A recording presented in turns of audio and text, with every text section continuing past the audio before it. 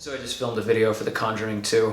I'm in the same shirt, I've got the same lights. I'm not gonna change them. That's how much I care about this movie. But welcome back, everybody. I'm Jake, the scary story guy. Today we're talking about the fourth movie in the roller coaster ride that is the Conjuring cinematic universe, Annabelle Creation. The Conjuring and The Conjuring 2 are masterpieces of modern horror, while Annabelle was so ruthlessly bad that it made me want to go back to church. And somewhere in the middle, mired in the thickets of mediocrity, is where we find this forgettable film. Annabelle Creation takes place in, I think, the 50s, and we open with a family of three: a doll maker, his wife, and their daughter, a little girl they're calling Bee. But of course, Bee's just a nickname. The daughter's full name is Annabelle. So right off the bat, you're like, okay, this kid's gonna die in about 12 seconds. And sure enough, Annabelle gets hit and killed by a car in a scene that's surprisingly tough to watch. And a decade later, the grieving couple opens their home to a bunch of homeless orphan girls. Now, you'd think that a couple who's lost their daughter in a tragic accident and is adopting a bunch of homeless orphan girls would give some indication that they want these girls, or that they're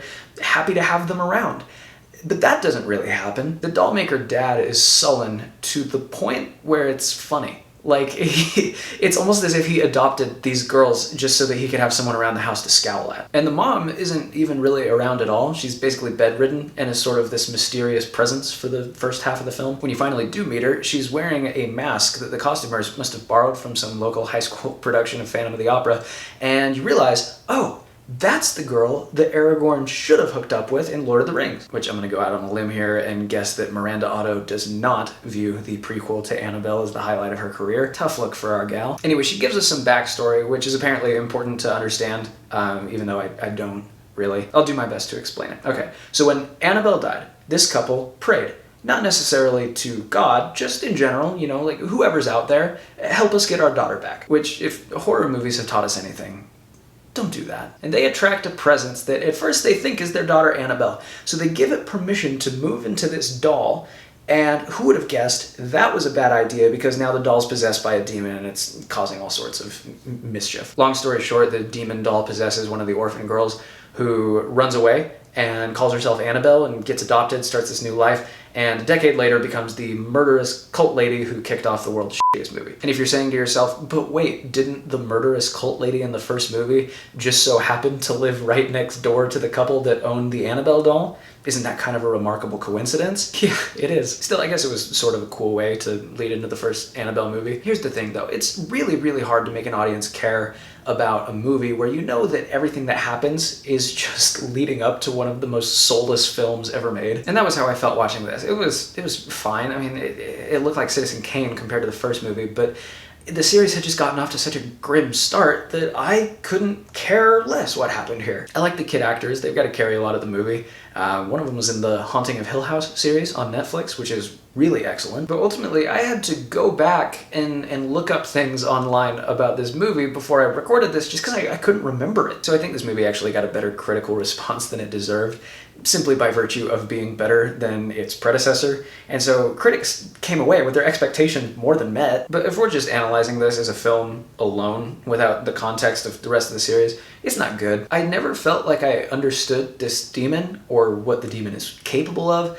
And the thing is, I don't think the people who made the movie understood that either. It's just kind of all over the place. It's like the creators put every B-tier possession movie you've ever seen into a blender and just whipped up this trope smoothie without any consideration for internal consistency. For example, there's a scene where there's a closed door and the demon just blows it open with no problem.